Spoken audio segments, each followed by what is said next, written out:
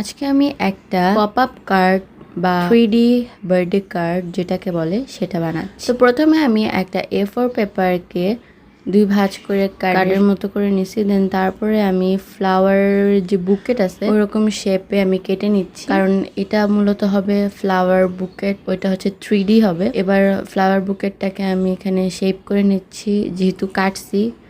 এই দেখো, এবার যখন আমি এটা খুলবো অনেক সুন্দর একটা ফ্লাওয়ার বুকেট সামনে আসবে।